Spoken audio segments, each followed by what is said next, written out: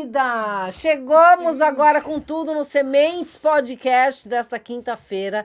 Está imperdível, gente. Boa noite. Obrigada, Cris, por mais uma vez dividir essa bancada comigo. Cristina Soares. Eu sou Michele Dil. Então, e hoje friozinho, né, Michele? Nós estamos gravando no frio, mas não sei se vai veicular no frio, né? Mas quando nós chegamos aqui, gente, a gente tava com touca, com luva, com 2 casacos em cima desse. Terrível. Ave Maria. Bom, o nosso entrevistado de hoje é doutor, psiquiatra, especialista em depressão, ansiedade e vários tipos de transtornos psiquiátricos. Ele é o psiquiatra Alaor Santos. Muito obrigada pela sua presença aqui no Sementes, onde a gente pretende semear nas pessoas conhecimento para libertá-las, né? E poder multiplicar isso, né? Boa noite. Perfeito, boa noite. Obrigado pelo convite, é ótimo estar aqui. Falar sobre saúde mental é um tema, às vezes, um pouco... Delicado, né? Delicado, mas acho que é extremamente importante, né? Então, acho que tem bastante coisa aí pra gente conversar e tudo. Ótimo. Não, e eu acho assim, teve, claro, obviamente, que a pandemia tirou muitas vidas, tivemos muitas coisas que foram ruins, né? Mas uma coisa que eu consigo ver como positiva foi que as pessoas começaram a olhar a saúde mental como um assunto sério. Com um assunto que precisa ser levado em consideração, que não é frescura, quando a pessoa fala que ela não está legal, ou que ela não está afim de fazer tal coisa, ou de repente ela deixa de usar um salto, para de ir na academia, se tranca dentro do quarto. São sinais e a gente ficou mais atento a esses sinais. O senhor acha? Acho que sim. Na verdade, esse certo preconceito que há com a saúde mental, ele vem, de tempos em tempos, ele vem reduzindo, né? Alguns anos atrás era muito comum a pessoa chegar no consultório e falar assim, o quanto foi resistente a vir, porque, nossa, psiquiatra é médico de louco e tal, buscar um tratamento assim, é um sinal de fraqueza, e uma ideia muito... equivocada, velha, né? Equivocada. Isso, né? Então isso tem diminuído. E a pandemia talvez tenha ajudado a diminuir mais ainda isso, né? A gente vê a saúde porque mental a de uma outra incidência maneira, aumentou, né? Se nós pegamos aí os índices, eu vi ali na OMS falando que 60% da população desenvolveu crise de ansiedade, depressão, insônia, angústia. E você vê que essa coisa da insônia, ela tem sido muito forte, né? Muitas pessoas, eu falo porque meu irmão mesmo, com a pandemia, parou de dormir. Então a insônia e outras coisas também, assim, algumas pessoas que viveram situações bem difíceis com a pandemia e desenvolveram um trauma com isso, ou até um transtorno de estresse pós-traumático associado a isso, crises de pânico, alguns sintomas de toque, o uso de álcool, que aumentou bastante, principalmente no início da pandemia. Isso é o toque, né? Aquela coisa de tudo. Eu andava com aquele... Gente, era um negócio desproporcional. Você pegou essa época, né? Peguei. Eu andava, doutor. E ela já saia borrifando na gente também. As pessoas, Mas daí algo que antes era estranho, né? Não era aceitável. Na pandemia tava adequado isso. Mas o tamanho era daquele de 1 litro. Né? Eu só trocava o borrifador, mas eu andava com ele. O Igor andava com ele pregado na calça.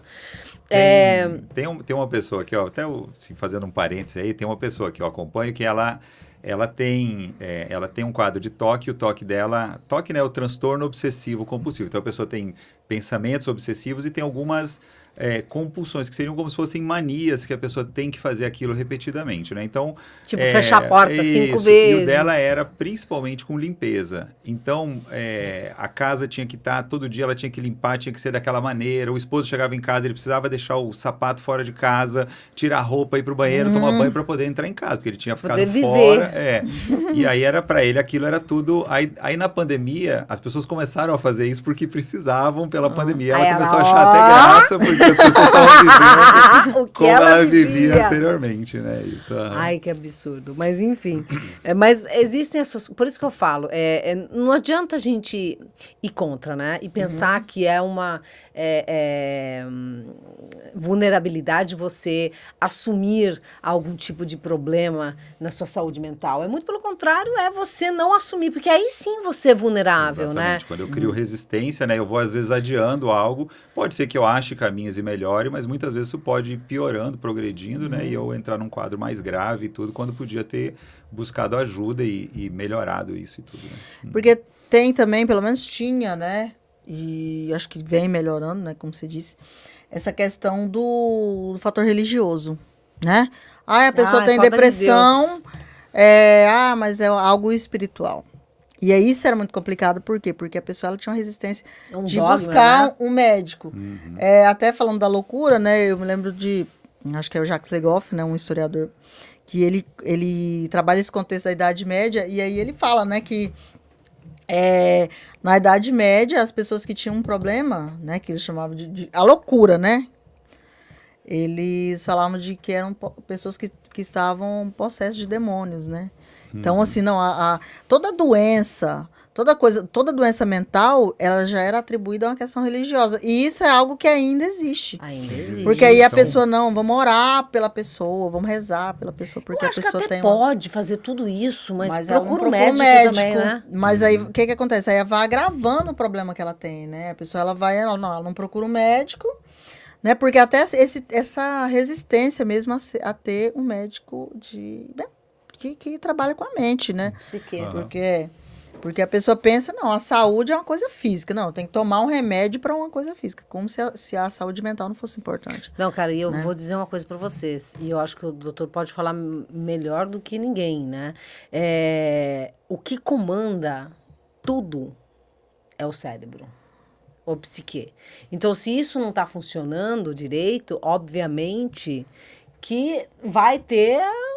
Você vai desandar, né? Eu posso dar o meu depoimento, eu tenho TAB, né? Transtorno afetivo bipolar, e eu sei exatamente os gatilhos que me levaram a ter a minha crise de mania. Hoje eu consigo antever, né? Quando veio a pandemia, liguei pro Alaor, falei, olha, tá acontecendo isso, então vamos mudar a medicação, vamos fazer isso, vamos ficar... Isso não te torna vulnerável, te torna forte perante um problema. Quando eu entendo o que eu estou lidando, então, assim, essa educação sobre eu entender o que eu tenho, o que são os gatilhos, o que melhora, piora, isso me dá ferramentas para lidar com a situação, né? Senão eu fico meio também refém só do tratamento, e tem toda essa outra parte que é fundamental, né? Então, que é por isso que é importante a gente deixar claro aqui. Porque assim, todo mundo fala assim, mas é o psiquiatra ou o psicólogo? O psicanalista? Boa sabe? E aí? E aí? Qual que é a Eu resposta? adoro a resposta dele. Tem situações que é o psiquiatra, tem situações que precisa de psicoterapia, tem muitas situações que não são coisas que se excluem, né? São tratamentos que eles se complementam. Então, quando é possível fazer as duas coisas, melhor ainda, mas daí tem que individualizar para o que é para aquela pessoa e para o que ela apresenta, o que seria melhor e tudo. Agora, o que às vezes me perguntam também é assim, quem que eu procuro primeiro? Eu vou no psiquiatra ou psicólogo? E eu acho assim, que você tem que procurar o que tiver disponível, mais acessível, né? E tal. Se eu atendo alguém e eu acho que o tratamento da pessoa é em psicoterapia, eu vou encaminhá-la para psicoterapia. E vice-versa, né? Com muita frequência eu recebo encaminhamentos de colegas psicólogos que atenderam alguém e viram que a pessoa não precisava de uma medicação, ali um tratamento medicamentoso, e encaminham daí para o tratamento psiquiátrico, né? Então são coisas que se complementam e às vezes a gente atende. Hoje de manhã aconteceram duas situações assim, de pessoas que eu atendi, eram primeiras consultas, né? E no final da consulta a gente chegou à conclusão que não precisava de remédio nenhum, né? E buscar uma consulta, um atendimento não significa que você precise tomar algum remédio. Acham, mas as pessoas acham que o psiquiatra vai te entupir. Eu acho assim... É que às vezes acontece, né? Mas daí não é adequado, né? Exatamente. E também eu acho que o remédio é porque assim, já me dá um remédio logo, né? Porque eu acho que é situação. Não, logo que eu quero sair logo dessa situação, né? Não, mas aí é que nem, por exemplo, quando eu fui no Geraldo Bussato, que foi o que me indicou o Alaor. Ele virou pra mim e falou assim, querida, quem vai dar o diagnóstico sou eu, não é você. Eita, caramba. Entendeu? Porque você já vai Google, já- de médico Ele não falou tão desse... pouco. sabe? Tipo, Ele tem todo peraí. jeito pra falar ele isso, falou mas, fofo. Não, ele é Mas um ele disse querido. isso, mas deu mas uma ele quis paulada. dizer isso. Mas vamos estabelecer os estabelecer papéis que aqui. você é paciente e quem é o médico sou eu. E tá certo. Então, outra coisa que eu tenho com relação a isso, hoje com o Google, como que são esses atendimentos hoje? Porque a pessoa Chega chega, sabendo, né? ela já olhou no Google, eu tenho isso, isso, isso. Como tem sido hoje esse desafio? Olha, normalmente eu acho bom a história da pessoa pesquisar as coisas no Google, porque ela chega, às vezes ela chega já definido um diagnóstico e aí É mais complicado. talvez eu não fale dessa maneira, né, que eu que vou Não, dar o jamais, diagnóstico. jamais. Mas Nem eu o sei Geraldo que falou dessa isso. forma. Eu estou Mas, falando de uma forma grotesca, porque até para as pessoas que estão em casa não chegarem, tocar, não se né? tocarem, Sim. entendeu? Então, mas quando a pessoa vai e busca informações e tal, ela chega com dúvidas também que você vai esclarecer e vai dar uma direção para aquilo. Então, quando a pessoa às vezes chega com várias anotações e tal, eu acho ótimo, porque daí a gente vai esclarecendo a ideia é que a consulta ela sirva para fazer um diagnóstico, estabelecer um tratamento se for necessário, mas também, principalmente, como orientação, e aí essas dúvidas, esses questionamentos, eu acho que são bem importantes. Né? Então, quanto mais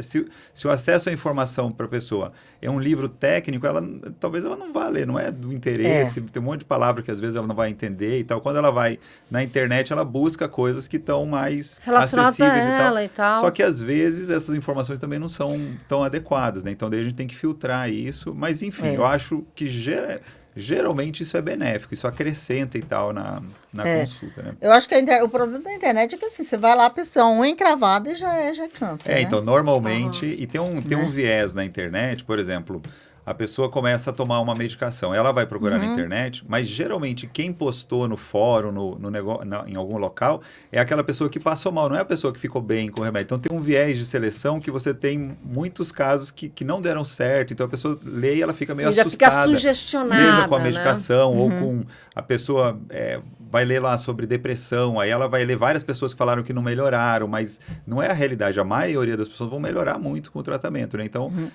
tem esse viés que às vezes deixa a pessoa mais pessimista sobre aquelas informações, né? Tem uma pergunta. A pergunta que não quer calar, né? Ui! A frase. O que você me diz da frase, né? De médico e louco, todo mundo tem um pouco. Porque essa questão da loucura e tal, a gente não as pessoas, quando a gente se aproxima, conhece mais a pessoa, cada um tem suas qualidades, seus defeitos, suas coisas meio esquisitas ou diferentes e tal, né? Diferente quando a gente vê a pessoa lá só, sei lá, passeando no shopping, tudo bonitinho e tal. Então as pessoas cada uma vai ter suas particularidades e tal. Então a frase faz um certo sentido, mas ela não precisa levar o pé da letra, né? Porque o que seria loucura, né? O que seria loucura? De verdade, assim. Loucura, que é loucura? Pra você falar, não, é louco. O que seria o louco louca. hoje? Então, a gente não... na psiquiatria a gente não gosta muito de usar com esses termos, né? Porque dá uma ideia... Nós temos a lei antimanicomial, isso. Antimaniconial, é isso? Antimanicomial, isso. Isso. E aí porque antes todo mundo era englobado nessa mas o que a gente entenderia como loucura seria aquela situação onde a pessoa ela perdeu o contato com a realidade, ela está vendo, ouvindo ou acreditando em coisas que não correspondem ao que está acontecendo de fato, né?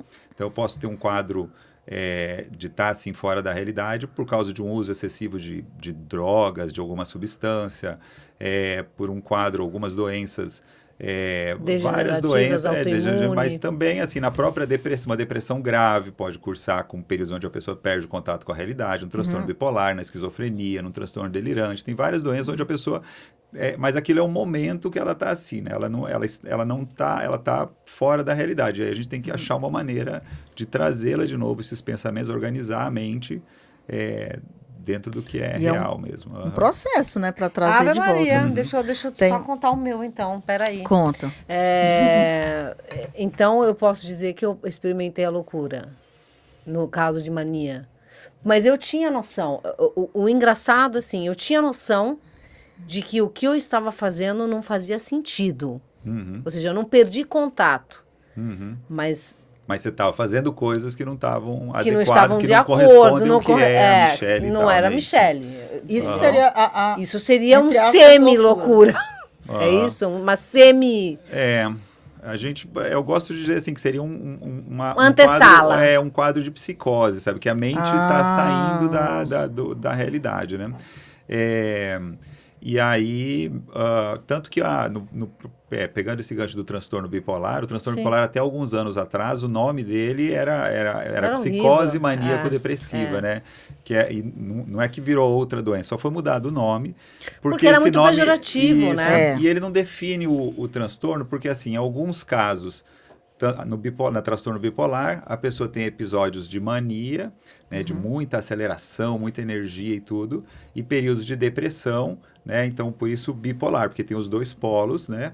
E pode ter episódios mistos que misturam os dois, mas o que define mesmo é a presença desses dois polos. Extremos, né? Então, nesses extremos, é possível ter sintomas psicóticos. Daí tinha essa definição de psicose maníaco-depressivo. Mas não é uma regra. Tem muitas pessoas que não vão ter, ou na maioria das crises, não vão ter sintomas. Então, eu acho que o nome transtorno afetivo bipolar, ele define mais muito legal. melhor. É mais Eu legal. acho Eu acho que mais define legal. melhor o que é a condição, né? Exatamente. Essa semana eu participei de um artigo que era fazendo uma análise do personagem, né, do Alan Moore, Coringa. Ah, muito bem.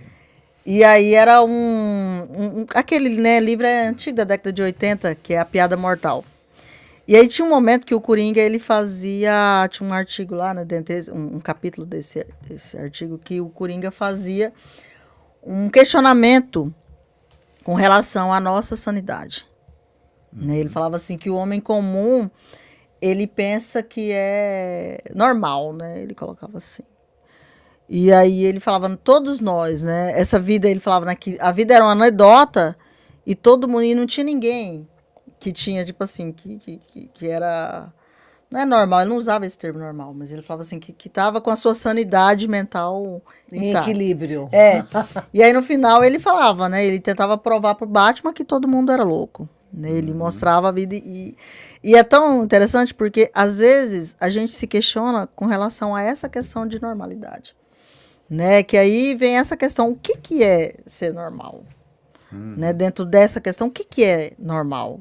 Qual que é até o limite isso da é- nossa sanidade, Não, assim, Super polêmico, né? É E, assim, super polêmico. porque não tem várias definições para isso, mas é difícil assim de até pensando nesse exemplo Pra que mim, você deu, normal lembra é um ir pouco no essa história do psiquiatra. Coringa, a história do conto lá do alienista, do Machado de Sim, Assis, né? Então, que dependendo do sim. critério que ele ia utilizando, ele ia colocando as pessoas lá no manicômio, no final, no final é ele que foi para lá, né? Então, assim, porque depende muito do olhar que você dá, dos critérios que você utiliza, né? Mas a gente tem algumas situações bem estabelecidas, onde a pessoa está apresentando um quadro, uma situação que não tá legal, que está até assim, pensando sobre isso, na psiquiatria, a gente fala a gente usa o termo às vezes doença, mas não é os quadros, eles não são realmente doenças, né? Eles são transtornos, né? A gente tem transtorno bipolar, transtorno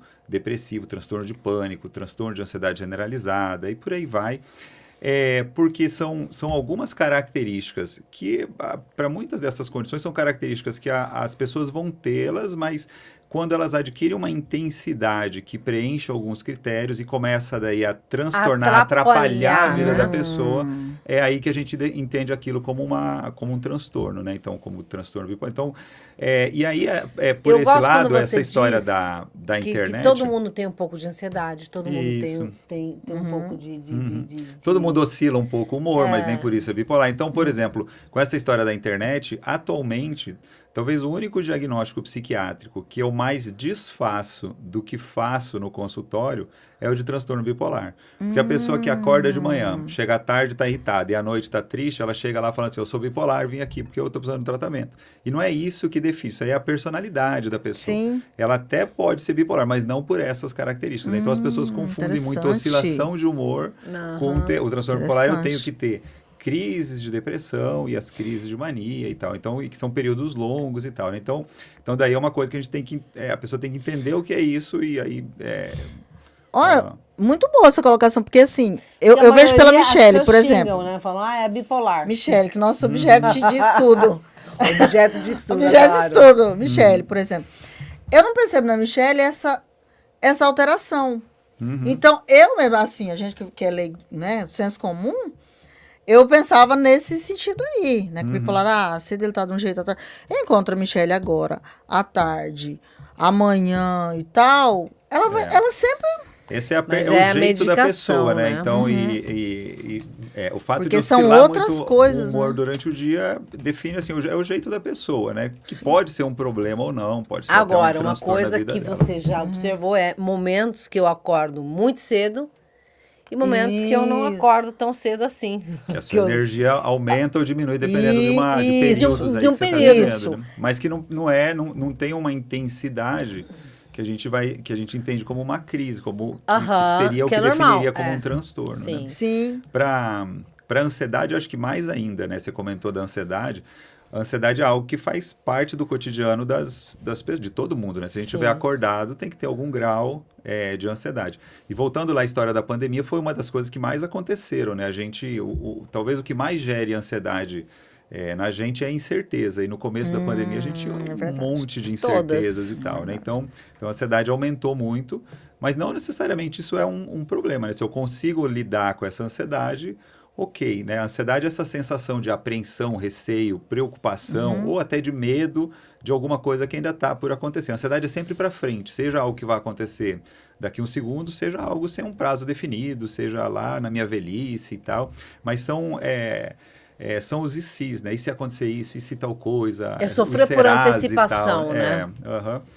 E é normal, a gente tem que sentir ansiedade, né? Eu costumo, às vezes, dar como exemplo... Mas qual que é saudável? Quando você percebe? Porque, assim, eu acho que num programa que você foi, você explicou isso de uma forma muito clara, assim. Você tem que ter ansiedade de ter um carro melhor. Estou dando um exemplo chulo. Mas você tem que ter ansiedade de querer ter algo melhor na sua vida ou de construir família. Mas em que momento essa ansiedade ela joga contra você? Aí, quando ela se tivesse um medidorzinho, né, que a gente coloca... Então, às vezes eu comparo a ansiedade, principalmente quando eu vou dar aula, eu comparo com pressão arterial. Legal. A pressão da gente normal é 12/8, 11/7, né? Então, se ela vai a 18, ela tá alta, e aí eu vou fazer um tratamento para ela voltar ao normal. Mas não para ela ficar zero, que também não é bom. Ela tem um nível adequado. Sim. A ansiedade é mais ou menos dessa forma. A gente tem um nível adequado de ansiedade. A questão é que não tem lá um aparelhinho que a gente mede a ansiedade. Então, os critérios que a gente usa para definir que a ansiedade ela tá adequada, eles são subjetivos, né? Se eu fico, por outro lado, assim, se eu fico tão ansioso que eu vou falar em público e me dar um branco, essa ansiedade é disfuncional. Se eu fico tão ansioso que eu tenho uma crise que parece que eu vou morrer ou infartar, tipo numa crise de pânico, essa ansiedade, claramente, ela é disfuncional. Se eu fico tão ansioso que eu não consigo embarcar num avião e faço uma evitação, essa ansiedade é disfuncional. Tem uma ansiedade, um transtorno, que é o transtorno de ansiedade generalizada, que é um dos mais frequentes nas pessoas, que é essa preocupação com tudo. Então, assim, eu não deixo de fazer uma viagem, eu não deixo de embarcar no avião, eu não deixo de falar em público, mas eu faço as coisas com muito sofrimento. Então, eu deito à noite, a cabeça não para de pensar, eu não consigo relaxar. Eu tô lá com o meu filho brincando, mas a cabeça tá querendo resolver um monte de problemas. A pessoa vai fazer alguma coisa que deveria ser boa na vida dela, vai fazer uma viagem, mas ela tá pensando, e se der problema no hotel, e se perderem minha mala, e se roubarem minha casa? Ai, não, né? É horrível. E aí a pessoa não consegue aproveitar. Então, então a ansiedade ela pode ser disfuncional, porque eu tenho um pico tão intenso que parece que eu vou morrer naquela hora, porque eu evito coisas que eu vou fazer, ou porque eu sofro o tempo todo. Porque eu sofro o tempo todo. Talvez não pelo pico intenso, mas pela continuidade dela, né? Agora, uma questão que você falou, te interrompendo, é a verdade. Os critérios... Porque assim, adoro assim, você vai no psiquiatra, eu conheço gente que vai no psiquiatra... Pra ser enganado. Pra ser enganado. E se engana não vai também. lá e fala a verdade. Olha, eu estou tendo esse problema, pensando isso, fazendo isso... Usando isso. Usando isso. E aí...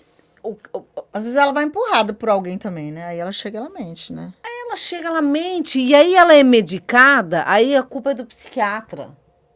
Quando, na porque não verdade, tem é a como pessoa que saber, não falou a Sim. verdade. Tem que ser muito bom, tem que ter um detector de mentiras, porque tem gente que mente A bem gente passa, psiquiatra, psicólogo, passa o dia todo analisando, observando as coisas e tal. Então a gente costuma ter um certo feeling para essas coisas, mas eu falo com frequência, ó, eu não tenho bola de cristal aqui, É, não sabe? tem Você tem que me como, né? contar e tal. A as real, coisas, né? Isso, exato. Eu vou trabalhar em cima daquilo que você tá. Até a gente pode pensar coisas bem simples assim. A pessoa não tá bem, e aí se pergunta, mas você tá tomando a medicação? Não, tô tomando. Mas ela, na verdade, não estava. Então, eu vou pensar que eu tenho que trocar o medicamento, quando, na verdade, só precisava que tomasse corretamente, né? Eu tenho que me basear no que ela tá me relatando, né? Então, Por isso que eu falei da Complicado, né? importância da verdade, assim, sabe? E assim, quando você fala, Michele, você parece uma pessoa super normal, mas eu tenho uma medicação. Então, eu tomo essa medicação. O dia que eu não tomo essa medicação, por exemplo, a gente já sabe o que Não é nem que acontece. você parece normal, não que não pareça. Mas assim, é porque, só falando nessa questão da oscilação, ela não oscila muito.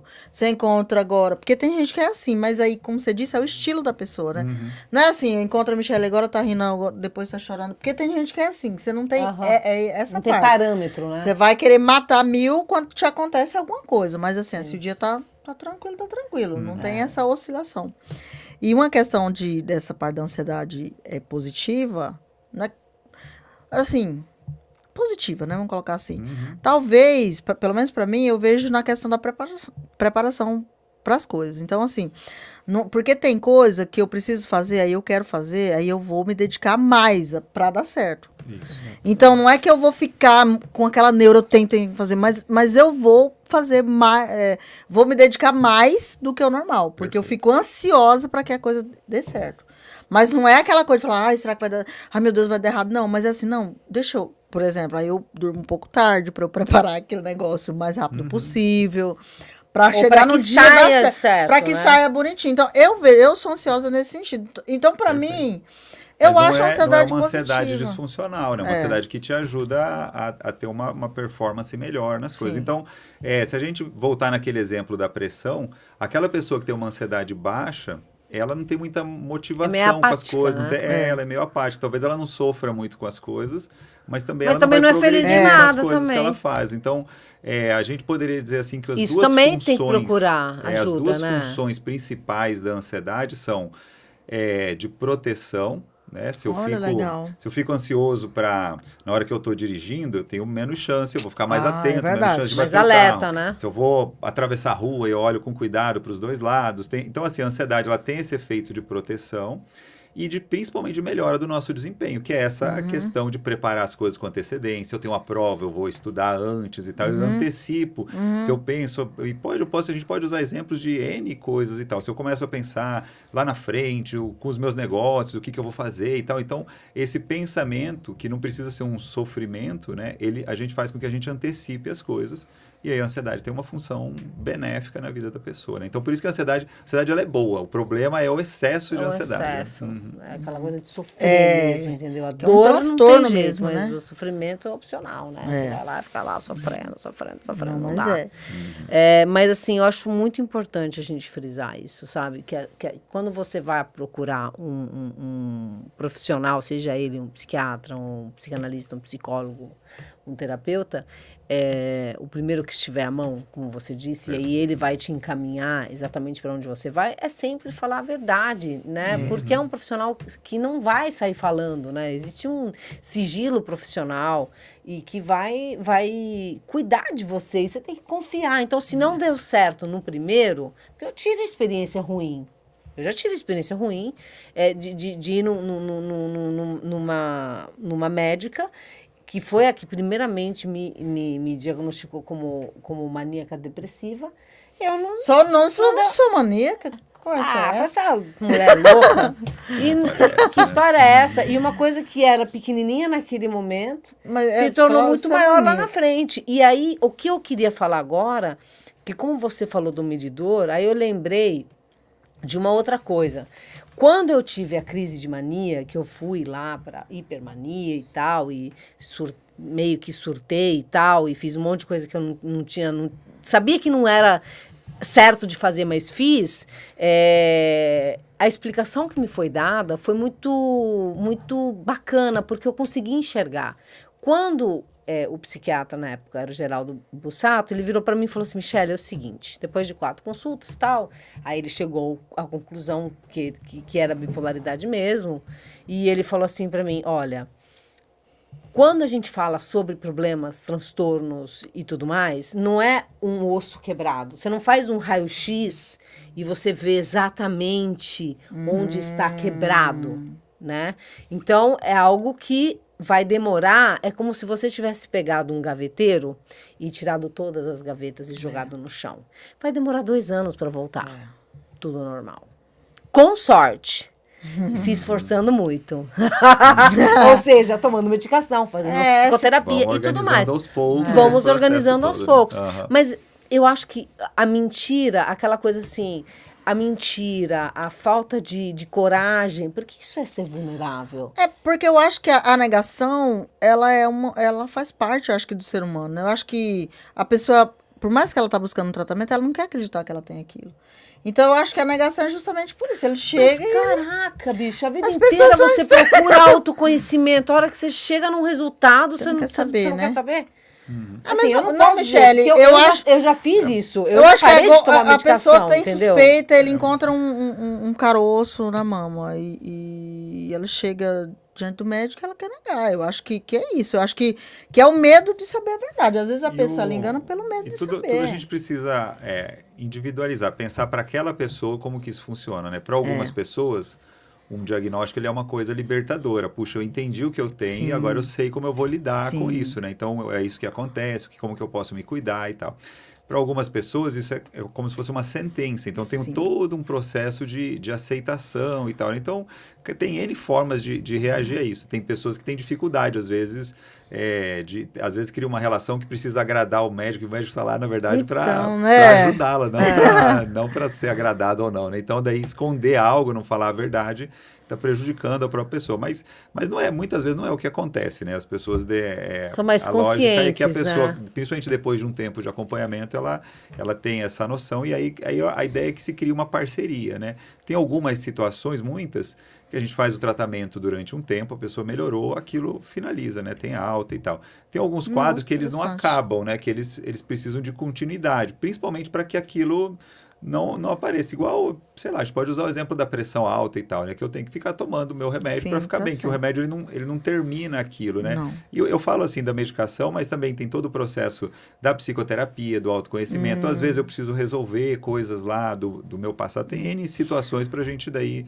e aí entra de novo essa questão de pensar assim, para aquela pessoa, o que precisa e o que funciona. É muito relativo, né? Uma coisa que eu tenho muita curiosidade é totalmente do senso comum, porque a gente é senso comum total, né? Total. O que a psicanálise hoje, ela diz com relação ao processo de regressão? Olha, aí é uma parte que talvez eu não tenha muitas informações, assim, não consiga falar com muita propriedade disso, tá? Eu tenho medo. Mas existe ainda essa prática na psicanálise?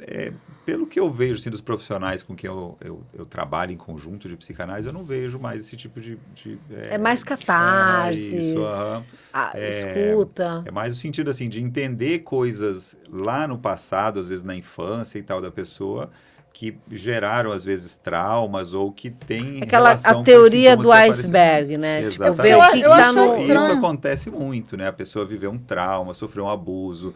Às vezes, uma coisa simples, um dia que a mãe e o pai gritou com a pessoa e aquilo marcou ela, sabe? E aí então, só que isso, às vezes, fica meio bloqueado na memória, então eu tenho que conseguir aos pouquinhos entrar nisso, acessar essas informações, fazer com que a pessoa consiga... E aí, quando eu entendo aquilo que aconteceu comigo, eu me liberto, né? Eu ganho a possibilidade de mudar alguns comportamentos, né? Então, mas isso talvez não só com a psicanálise, né? Qualquer linha de terapia tem que trabalhar muito com essas coisas que já aconteceram, né? A gente, às vezes, no começo da terapia, trabalha um pouco o agora, às vezes faz um acolhimento, o início da terapia, mas no andamento, né? Vai chegar no âmago, vai chegar no machucadinho, né? Porque aquela ideia de regressão eu achava uma coisa tão mística.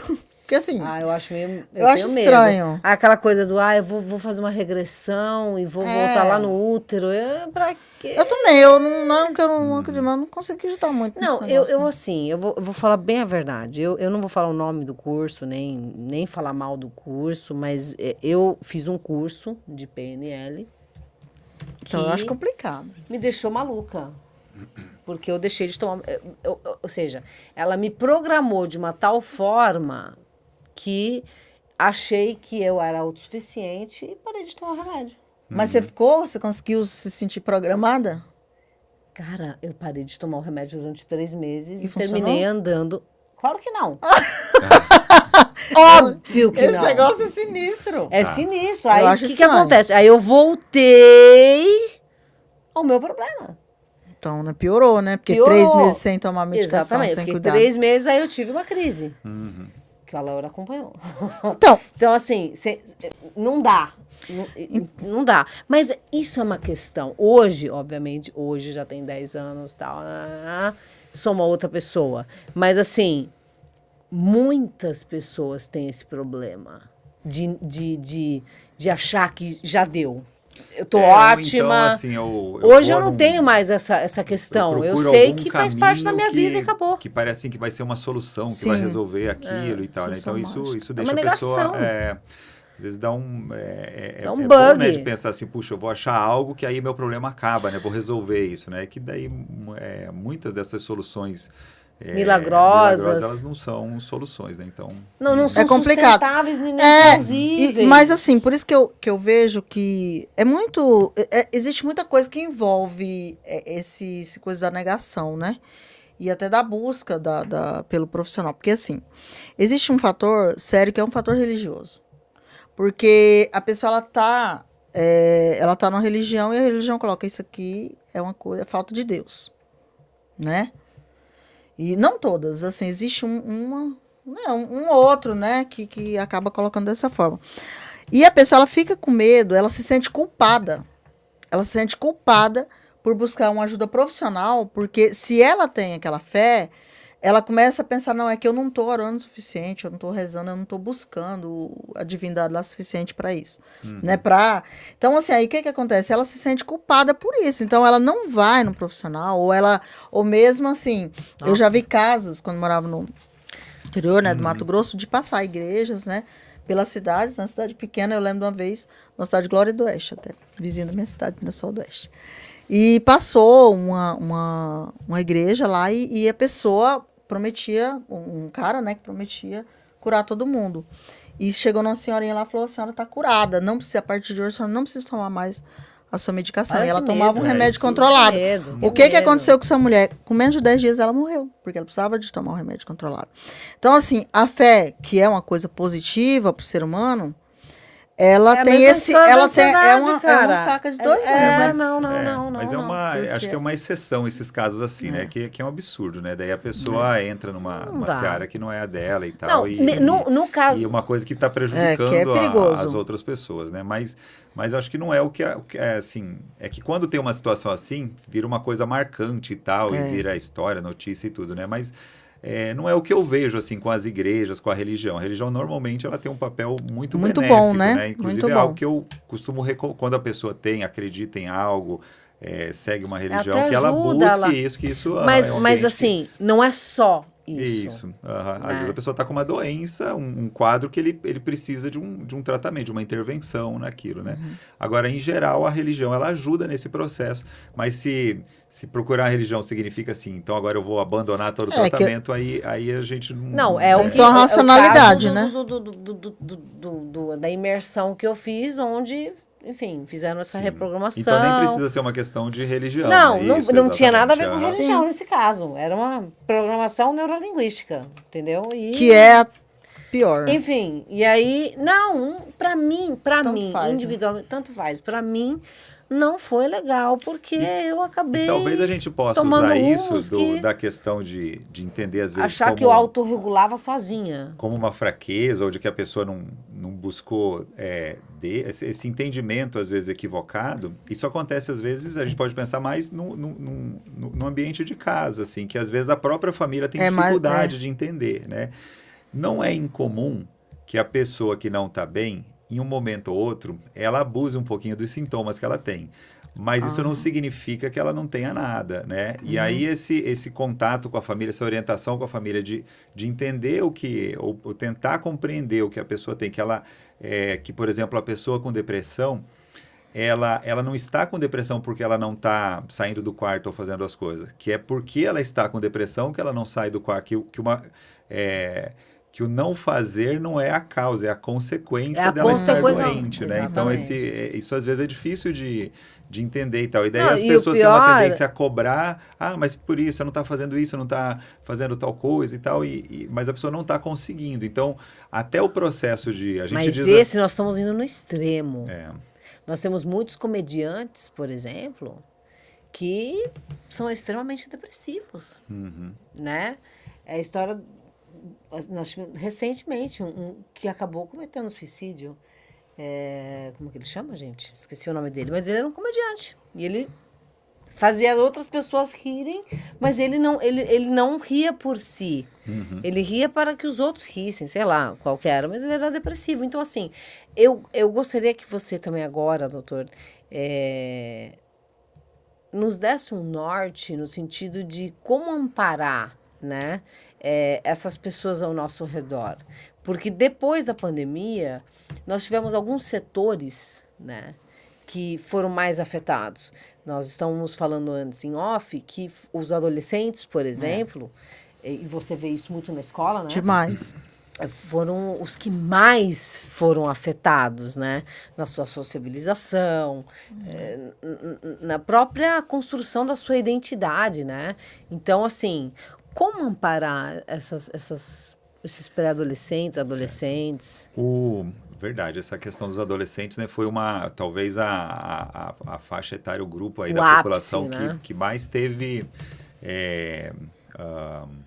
problemas em relação à saúde mental nesse período da pandemia, né? E daí tem alguns fatores que levam a isso.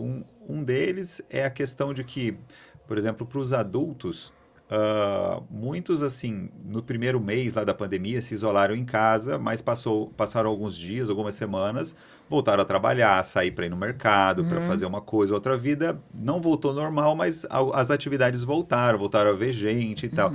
E os adolescentes ficaram sem aula, depois de um tempo tendo aula numa tela, mas geralmente nem o vídeo, nem mal vendo, só o professor ali. E isso foi por muito tempo. E geralmente o adolescente não saía de casa para nada, né? Não era ele que ia no mercado, não era ele que ia. Então, num isolamento enorme, né? E por um tempo bastante prolongado. E aí tem um outro fator também, que é a questão da resiliência, da maturidade, que é a gente vive um período também que os adolescentes, eles têm isso é meio geral, assim, né? Mas eles vivem mais protegidos de tudo, né? Então, a sobreproteção, né? Na minha infância era comum, sei lá, sair andando na rua tranquilo, hoje em dia ir pra escola a pé e tal. Mudou, né? Então isso mudou muito, não, né? hoje você não vai fazer isso. Era comum começar a trabalhar muito cedo. Então, não estou dizendo que isso seja bom, mas as pessoas ganhavam maturidade mais cedo. Elas eram meio obrigadas, por como as coisas funcionavam, a ganhar maturidade mais cedo. E aí, então, quando acontece tudo isso da pandemia, esse foi um grupo que foi muito atingido por isso tudo, né? E daí, talvez seja o grupo que mais teve problemas de depressão, de aumento da ansiedade, de problemas na esfera mental aí, relacionados à pandemia, né? Aí, pensando assim, como... não só os adolescentes, mas uma pessoa que não está bem, como poder... Como lidar? Porque, assim, vários casos a gente via assim, mas ele parecia tão normal. O que aconteceu? Que sinal a gente perdeu? Eu não acho não me acho diferente de outras pessoas, muito pelo contrário, eu me acho e faço de tudo para ser o mais natural, eu gosto de falar mais do que normal, mas natural possível com todas as situações. E me considero uma pessoa extremamente sensível, mas às vezes até a pessoa mais sensível passa desapercebido de um olhar triste ou de um pensamento suicida disfarçado de uma outra forma, porque ninguém brinca com uma coisa como essa, né? Eu acho que, assim, falando de um assunto um pouco mais denso, né? Que não é setembro, mas, enfim. Enfim, né, gente? Não é setembro amarelo, mas a gente tem esse problema todos os dias, né? Sim. Praticamente. E de uma forma grande. E na pandemia isso aumentou. É isso. Então assim, desde perceber mudanças no comportamento da pessoa, um pouco mais de isolamento, algumas falas mais tristes ou mais negativas, né? E aí, talvez nessas horas tentar se aproximar, tentar entender o que está acontecendo. As pessoas estão cada vez mais isoladas, né, e tal. Então, percebendo isso, se aproximar, tentar estabelecer um diálogo, talvez ajudar a pessoa a procurar uma ajuda, né? Muitas vezes é a família ou os amigos que incentivam a pessoa a buscar um acompanhamento, um tratamento quando tem alguma coisa acontecendo. A própria pessoa às vezes não acha que é daquele jeito mesmo e tal, ou vai se Isolando, né? isolando, e às vezes não tem essa iniciativa de buscar ajuda. E aí a gente aí quem está em volta pode ter essa percepção. E às vezes pode acontecer de buscar ajuda e descobrir que não precisava, né? Melhor, né? Eu acho que é melhor procurar. E falar, pecar não pelo deu, excesso do que pela falta, exatamente. né? pela falta. Também uma pessoa que está em acompanhamento, a gente tentar estar presente na vida da pessoa, convidar para fazer as coisas. Às vezes eu falo isso para a família, assim, olha, a gente está no momento agora que a gente precisa retomar um pouco as atividades, a vida e tal. Então agora é a hora que a gente convida para as coisas, mas não é uma obrigação. Então eu vou convidar lá a Maria para a gente, vamos comigo no mercado, vamos na padaria, vamos lá no shopping comprar alguma coisa, vamos sair para tomar um café, vamos fazer uma caminhada e tal. E aí ela vai se perguntar, daí eu falo para o próprio paciente, né? Daí você vai se perguntar se você dá conta. Com vontade eu sei que você não tá, mas será que você dá conta, né? E aí se você sentir que dá conta, você vai tentar Legal, fazer. né? Se você sentir que não dá conta, você vai falar não. E aí, nessa hora, a família não pode ficar chateada com não. Amanhã a gente convida de novo, né? E aí a gente vai tentando ajudar a pessoa a sair daquele quadro, né? Mas isso é verdade, amiga. E tem o dia do descanso, tem o dia da vitória.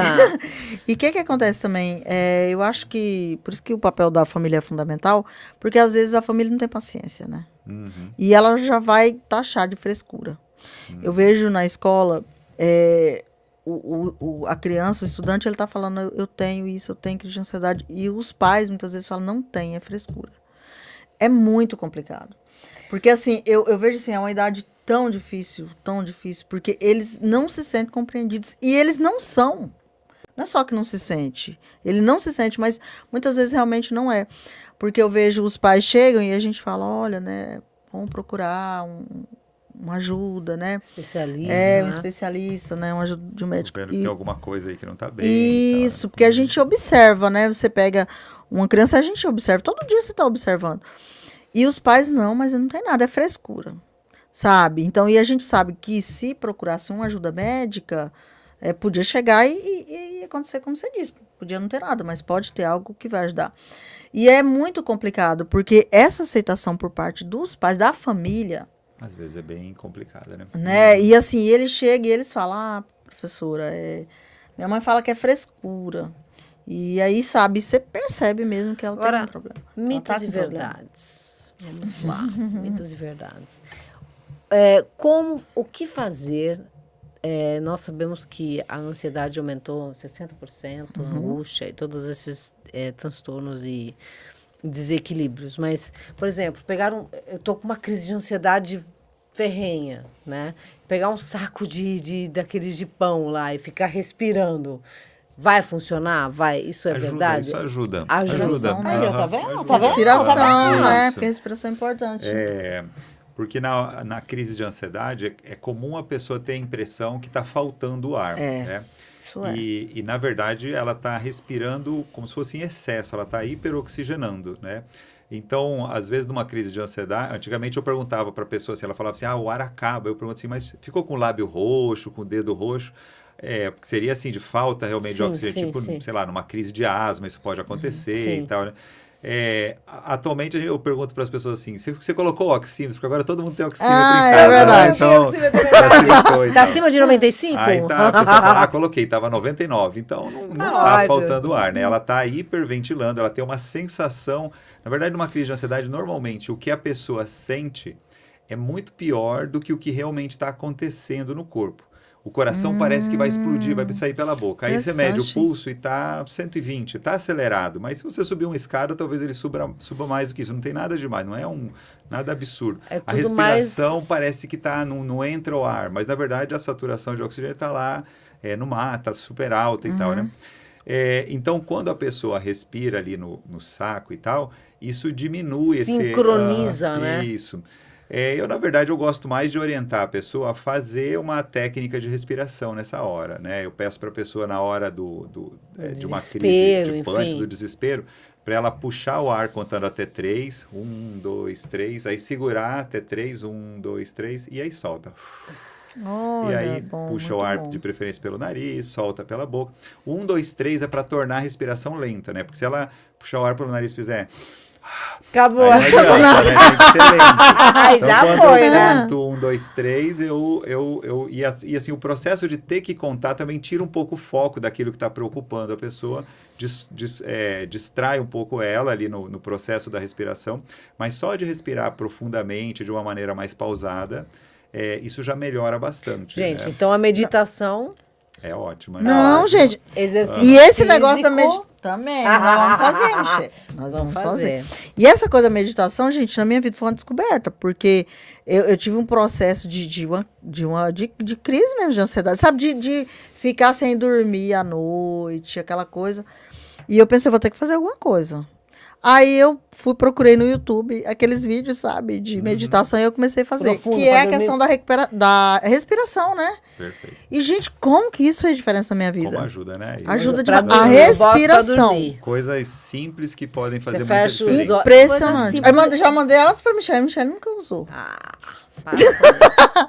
Ele tá anos tentando me convencer a ir pra academia. Nós vamos, Essa Michele, nós história vamos pra academia. Da atividade física é uma coisa que tão a gente importante. recomenda muito, né? Não só o psiquiatra, mas acho que é uma... Sim.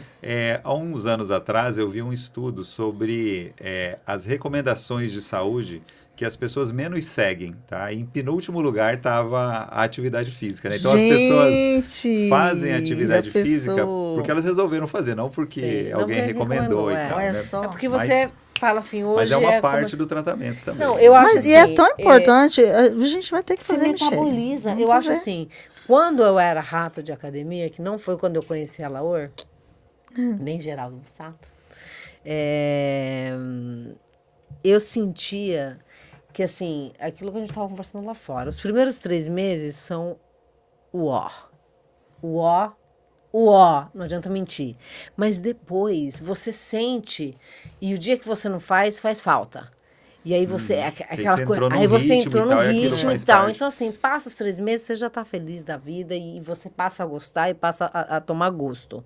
Mas eu acho que o que rola é que nem o que rola pra mim quando eu pinto. Eu metabolizo. Então, eu imagino que se eu fosse para academia, correr, por exemplo, fazer qualquer outra coisa, andar de bike, qualquer atividade que eu fosse fazer, eu também iria metabolizar as minhas emoções do dia, fazer minha reforma íntima e ia voltar mais calminha. Mas a Michele, eu vou apontar os problemas da Michele. Michele é um caso sério. Se você fala, Michele, vai pra direita, a Michele vai pra esquerda. Ela não segue a gente. Uma vez eu falei, Michele, vamos começar a ler. Vamos começar a ler literatura. Faz bem. Porque pra mim faz bem, sabe? Quando eu leio literatura, eu saio desse universo, é outra coisa. Eu gosto de documentário. E a Michele, vamos ler então. Mas pegou um livro que era do quê? Coisa científica. Eu falei, não é pra ler coisa científica, isso aí piora. Leia um livro de literatura. Um negócio, não, mas não gosto. Não gosto. Falei, Quero ler. Ela quer ler o coisa que é útil. Não, falando, não lê Simone de Beauvoir, não lê filosofia, não, leia um livro light, vai ler lá. Acho que foi Foucault que eu virei pra você. Não, Foucault, que ele quis ler Foucault. Eu falei, não, gente, você vai ficar louca. Você vai ficar doida, deixa pra lá. Né? Mas assim... Mas essa questão da leitura, a gente vive uma época do mundo agora que as coisas estão muito aceleradas, né? Com com a história do celular, da internet, é tudo muito Você acha que isso também instantâneo, fez né? com que as pessoas Com se certeza. tornassem...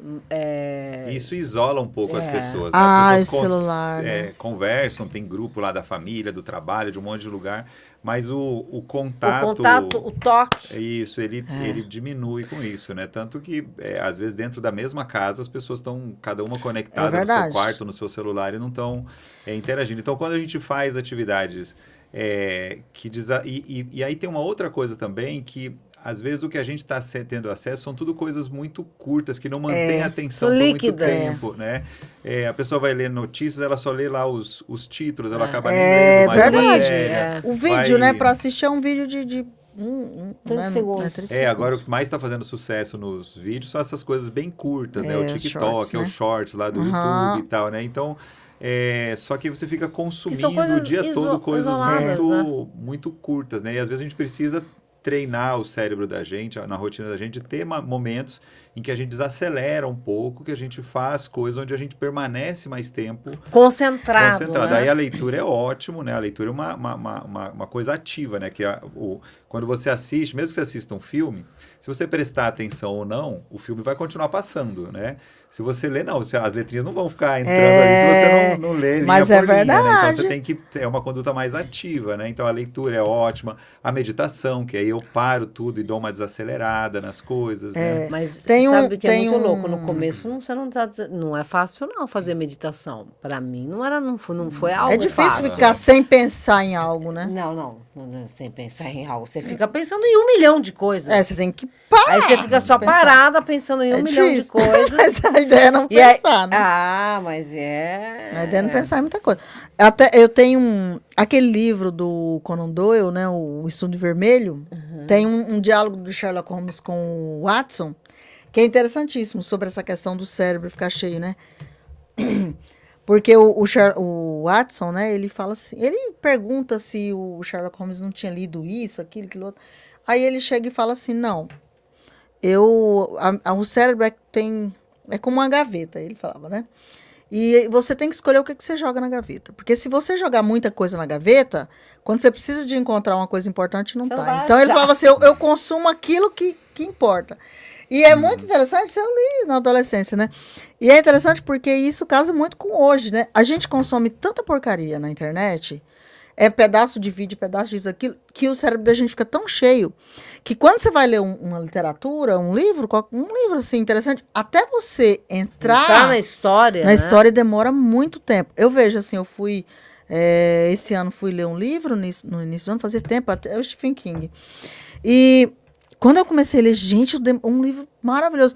Eu demorei a pegar, sabe? Eu precisei de ler umas boas páginas. Nesse ritmo até de novo, entrar né, no ritmo. Porque como a gente enche o cérebro da gente com coisa desnecessária, desnecessária, uma última pergunta, porque nosso tempo já... Não, última não, eu né? queria também vamos fazer várias. Mas assim, um filme, Mente Brilhante, é possível? É viável a realidade retratada ali? Porque o que foi retratado? Fala. Conta pra nós a sinopse. Eu acho que o cara é esquizofrênico, se eu não me engano. E eu não sei exatamente qual que é o transtorno dele. Eu nunca vi gente, tá bom? Mas assim, ele vê coisas, ouve coisas, mas ele passa a ignorar. E convive numa boa com tudo. Essa realidade é possível? Então, é que tem uma coisa assim como fica lúdico, melhor né? pro cinema, assim, da por história isso que eu perguntei, e tal, né? porque é um filme icônico, todo mundo fala da Mente Brilhante. Porque tem uma coisa também que ele era no filme, muito inteligente. Muito inteligente, mas muito resistente ao tratamento, ele dificultava, assim, então abandonava o tratamento e tal. E no filme dá uma ideia que algumas das descobertas, das coisas que ele produziu aconteceram em momentos de atividade da doença. Eu acho que não deve, perigoso, na vida real não deve ter sido dessa maneira a história dele, sabe? Sim.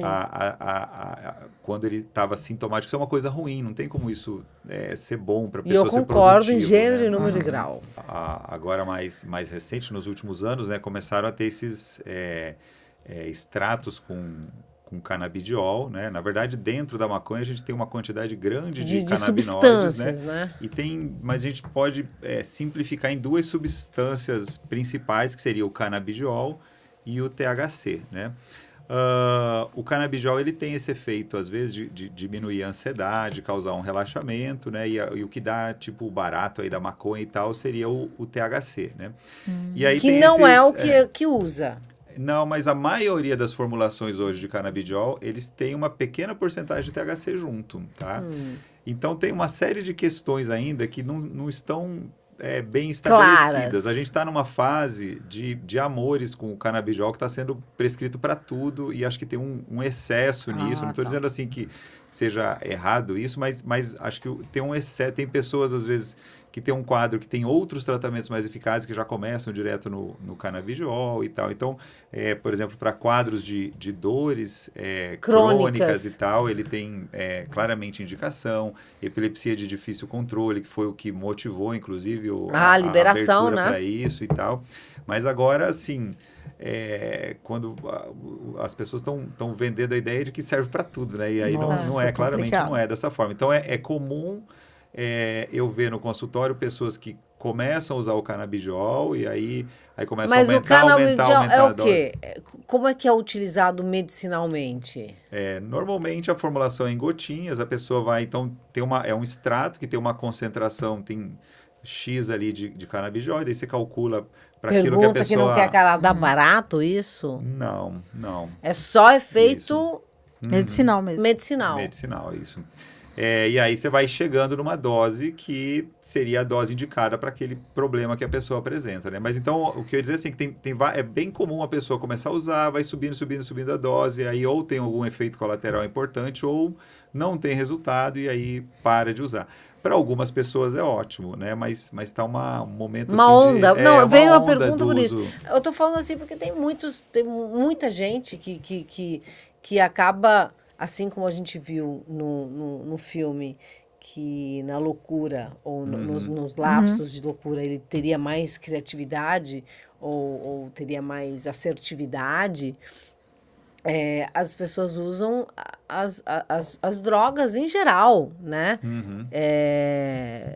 E aí quadros que a pessoa tem, por exemplo... Que são pequenininhos, no se transtorno agravam. bipolar, na esquizofrenia, em quadros onde a pessoa tem essa possibilidade de entrar numa crise e tal, usar essas formulações que tem, mesmo que uma porcentagem pequena de THC, a gente tem que tomar muito cuidado com Não, isso. pode, Então, assim, né, eu vejo da seguinte forma, não falando sobre drogas, mas um dia eu estava até conversando com a Cris, ela falou assim, eu falei assim, é difícil eu sair do sério hoje, né? Por quê? Porque eu aprendi na marra que eu posso ir e não voltar. Ou seja, se eu não me autorregular, eu vou ficar puta, com raiva, mas aí é desproporcional. Aí eu vou e não volto. tem que Então, ter para me cuidado, tirar né? do sério, meu filho, precisa, hein? De muito. Eu prefiro- aí envolve também entender que assim, algumas coisas não estão no nosso controle, a gente não tem coisas Mas que a gente tem que é- aceitar. Que não, concordo. às vezes a Vai pessoa dar, sofre muito com coisa que não... Mas aí a oração tá no da. controle. Aí vem a concordo. religião, aí vem a oração da sabedoria. Sim. Que abre perfeito. qualquer. Aliás, eu vou achar ela aqui, enquanto você faz a sua pergunta. A minha Vou achar ela aqui, que pergunta... é maravilhosa essa oração que abre grupos de AA, de alcoólicos anônimos, que eu já participei. Muito de bom mesmo. neuróticos anônimos, que é maravilhoso aquilo. Você achou? Ainda não, pode fazer a pergunta. Não, é porque assim, a minha pergunta é com relação à questão de alienação. Tem dois, assim, psicanalistas que eu gosto muito, assim, que já morreram, né? O Fanon, quando se trata de questão racial. Franz Fanon. E aqui no Brasil, a Neuza Souza Santos. Eles, o que eles falam, né? Eles falam que o racismo, ele produz, na mente de quem sofre, né? Das pessoas negras, uma alienação racial, né? Que é uma questão de negação da própria... Da sua própria raça, né? Da sua condição racial. E aí eu gostaria que você falasse sobre essa questão de alienação. O que, que seria alienação? O que, que é esse processo de alienação? O que, que é a pessoa ser alienado Da sua condição, da sua Aham. origem. O que, que é isso? O que, que seria isso? Isso para mim é vulnerabilidade, mas enfim, vamos ver o que o É, doutor daí fala. é diferente do termo alienação jurídico, né? Da pessoa que não está em plena capacidade de exercer as suas atividades e tal, né? Mas acho que isso faz muito sentido. E daí tem todo um processo histórico de construção disso, e aí com a questão da pele dos negros, né? De uma construção desde pequeno, da forma como é inserido na sociedade, de como é tratado na escola, de como às vezes os próprios pais, por já viverem isso, acabam Imprimindo, passando, Produzindo, né? E aí a sociedade gera um processo de preconceito e tudo, e a pessoa acaba, a própria pessoa acaba assumindo um pouco isso por essa construção que vai sendo feita. Isso faz muito mal para a autoestima, isso facilita o desenvolvimento de transtornos, né? Isso dificulta a pessoa se relacionar, de valorizar as características que ela tem, de se entender ou de se perceber igual aos outros, tanto da pessoa se perceber, tem os dois lados, né? Quanto dos outros perceberem a pessoa. Até por isso, acho que hoje tem essas leis e caminhos para tentar fazer esse processo de inserção. Acho que tem muita coisa para evoluir isso, tanto com cotas, mas principalmente com entendimento e com leis para tentar proteger dessas situações. Apesar disso, toda hora a gente vê na mídia alguma situação Desagradável. Porque- em relação a isso, né? Que a minha curiosidade com relação a isso é como fazer um tratamento sobre isso, sabe? Porque, por exemplo, o Fanon, né, ele fala assim que todo o processo de colonização, ele trouxe essa questão da alienação racial, né? Ele fala que, porque, aí ele vai falar, né, que as pessoas negras não são racistas, né? Porque nem tem lógica, né? São alienadas, né? E aí, a minha curiosidade é essa, porque assim, como que você faz um tratamento para você sair dessa condição de alienação? Então, assim, como que se eu vou num consultório e eu chego lá e eu tenho toda uma coisa, não, eu vou alisar meu cabelo porque eu não gosto do meu cabelo. Ah, eu vou passar um pó mais claro possível no meu rosto porque eu não gosto da cor da minha pele. Como que se eu chego lá no seu consultório, como que eu vou fazer esse tratamento? Na verdade, acho que no consultório do psiquiatra vai ser mais para tentar tratar, amenizar as consequências que isso tudo gera na vida da pessoa, para melhorar um pouco o quadro depressivo que surgiu disso tudo, da baixa autoestima e tal. Mas talvez seria muito mais um trabalho em terapia de trabalhar lá de trás essas coisas e tentar modificar isso. Mas não é fácil, né? Acho que é Toda uma uma área- construção. Toda uma construção. Construção ao longo da vida da pessoa e uma construção histórica, né? Que a gente tem que Sim. pensar aí de Que tudo dê uma que... reparação, né? Eu acho que o maior exemplo disso que você disse, não sei, eu posso estar enganada, e se eu tiver, me corrija, o Michael Jackson, né? Sim, também. Que ele passou a Sim, vida exatamente. inteira tentando E o próprio modificar. vitiligo que ele tinha, eu acho que Era também já era nervoso. fruto de... Não, era nervoso. Bom, eu quero encerrar com a oração da serenidade, que é o seguinte, concedei-nos, Senhor, a serenidade necessária para aceitar as coisas que não podemos modificar, coragem para modificar aquelas que podemos e sabedoria para distinguir uma das outras. Perfeito. Então, Bonito. isso, né? Então, assim, a maturidade te ajuda a chegar ao ponto de falar assim, não, nessa briga eu não vou entrar, entendeu? Não vou, porque se eu entrar, é capaz de eu nem voltar. Então, para que eu vou? Deixa pra lá. Mas é bem fácil de isso. falar isso, mas quando a Mas pessoa é está difícil envolvida, é colocar em difícil, pra- né, de é isso que eu conseguir penso também. colocar isso em prática. Então, acho que tanto isso de conseguir aceitar que algumas coisas não estão no nosso controle, né? É difícil, e- mas se você se perguntar, assim como você disse, vou dar conta, é a mesma coisa. No meu caso, vou mudar a pessoa? Vamos supor que ela fez alguma coisa. Vou mudar? O meu comentário vai ajudar? Não, não vai, então eu vou ficar quieta. Resolve tanta coisa, porque assim, né? vai mudar a realidade daquela pessoa? Não vai, vai mudar a minha. Eu que vou me estressar, então não vou me estressar. Ponto. Mas é muito difícil. Eu concordo com essa parte de que uma coisa é a gente saber o que a gente precisa fazer. Outra coisa é colocar em prática, né? É mas difícil. enfim, mas acho que o caminho é esse. Você vai saber, Recomendação diária, né? A gente não, hoje eu falei isso, amanhã eu tô lá.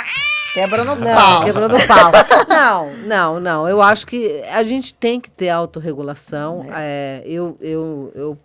Eu tomo meu remédio, graças a Deus, todos os dias, não deixei de tomar. E incorporei isso dentro da minha vida. Então, assim, como alcoólatra não ativa, passiva, né? E bipolar, eu acho que nunca mais tive nenhuma crise ou nenhum tipo de problema por conta dessa receitinha. Como todo mundo. Quem tem importante. pressão alta, toma remédio para tomar pressão alta, como o senhor já disse.